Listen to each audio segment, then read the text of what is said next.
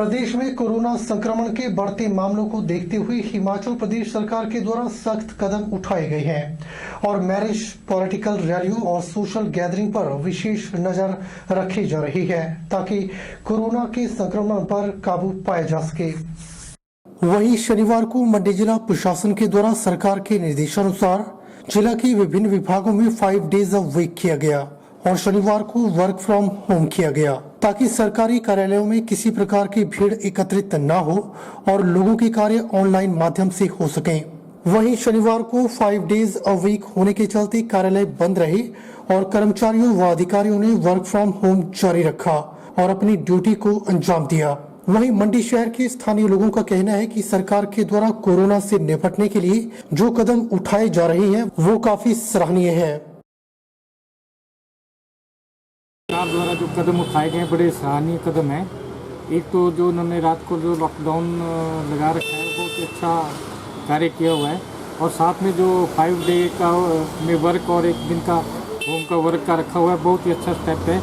इससे थोड़ा कोरोना को भी थोड़ा रुकने में रोकथाम के लिए थोड़ा फ़ायदा होगा और भी हम चाहते हैं गवर्नमेंट और ज़्यादा से ज़्यादा स्टेप उठाए ताकि कोरोना कम से कम फैले। सरकार तो ठीक है, ऐसा कुछ नहीं है जो मतलब कोरोना के लिए तो बचाव है, हर एक इंसान आदमी का बचाव है, इसमें जो बीमारी नहीं फैलेगी तो सरकार भी ठीक कर रही है अपने हिसाब से। तो वैसे ऐसा है मेरा मतलब बोलने का। तो शादियों में तो थोड़े कम से कम आदमी हो, लोग हो, है जी, बीमारी ना फैले। हम तो चाहते हैं कि कोरोना से बचाव है, यही बचाव है। पहाड़ी क्षेत्र का अदरक हिमाचल ही नहीं बल्कि विदेशों के लोग भी काफी पसंद करते थे। बस समय के साथ साथ अब सब लुप्त होता जा रहा है। सबसे ज्यादा अदरक की खेती अब बहुत कम पैमाने पर की जा रही है। दरअसल हिमाचल प्रदेश में जिला सिरमौर के ट्रांसगिरी क्षेत्र में अदरक की खेती लुप्त होती जा रही है। हिमाचल प्रदेश के जिला सिरमौर में ट्रांसगिरी का क्षेत्र, यहाँ अधिकतर किसान अपना गुजर बसर अदरक की खेती से करते थे, लेकिन पिछले कुछ सालों से अदरक के दामों में इतनी मंदी आ गई है कि किसानों को इसका कार्य छोड़ना पड़ रहा है। गांव में इक्का दुक्का परिवार ही आजकल अदरक की खेती कर रहे हैं। इस बार गिरिपार इलाके में अदरक की बम्पर पैदावार हुई है और दाम बहुत कम होने पर किसान मायूस है।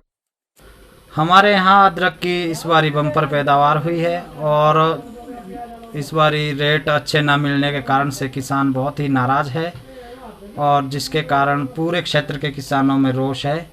हमारी सरकार से, जयराम सरकार से यही अपील है कि हमारे अदरक के अच्छे रेट दिलाएं। 20 रुपये 25 रुपये किलो बिक रहा है और इस कारण से जो किसानों की खेती है ना, अदरक की खेती किसान कम कर रहे हैं।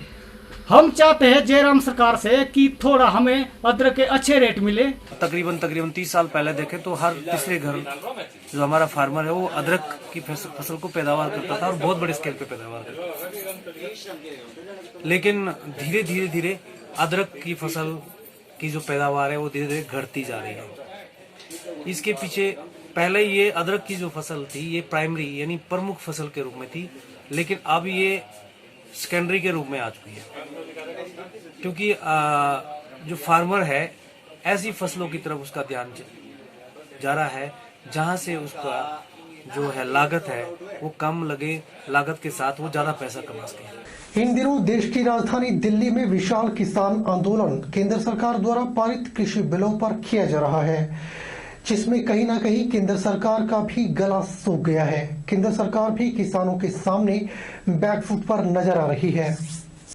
अब हिमाचल प्रदेश के किसान भी किसान आंदोलन के समर्थन में उतर आए हैं और कृषि आंदोलन के विरोध में विभिन्न किसान संगठन के बैनर तले किसानों ने कृषि कानूनों पर नारेबाजी की।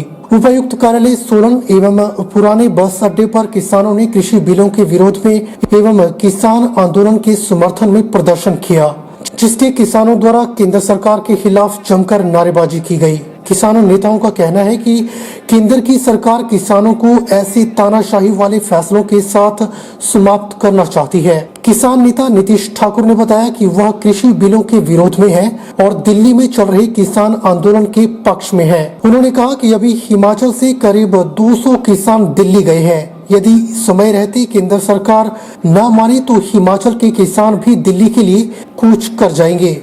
हमने जो है वो उसके अंदर जो मुख्य तौर पर जो पाया है कि ये कानून जो है वो किसी भी तरह से किसानों के पक्ष में नहीं है। वो किस तरह से नहीं है, हम देखते हैं कि मुख्य तौर पर जो ये 3 कानून है और इन 3 कानूनों को अगर हम यहाँ पर देखें कि farmer produce and commerce production act, essential commodity act और इसके अलावा जो है वो farmers empowerment protection agreement on price and services act. तो ये तीनों कानून के अंदर, इन तीनों कानून के अंदर हमने ये पाया है कि यहाँ पर किसानों की कहीं ना कहीं जो है वो नजरअंदाजी की गई है। सोलन जिला मुख्यालय के साथ लगती ग्राम पंचायत डांगरी के गांव बेटी निवासी युवा गायक रोहित कश्यप ने अपने YouTube चैनल पर अपने पंजाबी वीडियो गीत बंदिया को रिलीज किया है। रोहित भारद्वाज ने सोलन में आयोजित पत्रकार वार्ता के दौरान बताया कि यह गाना माँ बाप के प्रति आजकल के युवा का गलत रवैया उजागर करता है। रोहित भारद्वाज ने बताया कि इस गाने का उद्देश्य समाज में यह संदेश देना है कि सभी को अपने माँ बाप की सेवा करनी चाहिए और उनका अच्छे से ख्याल रखना चाहिए। इससे पूर्व भी रोहित कश्यप के द्वारा पहले देशभक्ति गीत विजय भव, कैसे समझाऊं, एक फौजी की लव स्टोरी और नारी सुरक्षा के ऊपर एक सामाजिक संदेश देने वाला वीडियो गीत गुलामों की बस्ती जैसे गीत प्रस्तुत कर चुके हैं, जिसको दर्शकों के द्वारा काफी पसंद किया गया है। रोहित कश्यप आगामी समय में एक बघाटी गीत बनाने की तरफ अग्रसर है। युवा गायक रोहित कश्यप ने मीडिया से बातचीत करते हुए बताया कि वे समाज को यह संदेश देना चाहते हैं कि हम सबको अपने माँ बाप की सेवा करनी चाहिए। सारे सारे रब मित्रा तेरे अंदर वसदा किथे लब रिया है तू, रब मित्रा तेरे अंदर वसदा किथे लब रिया है तू, बदल गया वे तू बंदिया बदल गया वे तू। आज के इस अंक में फिलहाल इतना ही। अब मुझे दीजिए इजाजत और आप बने रहिए HP 24/7 के साथ। नमस्कार।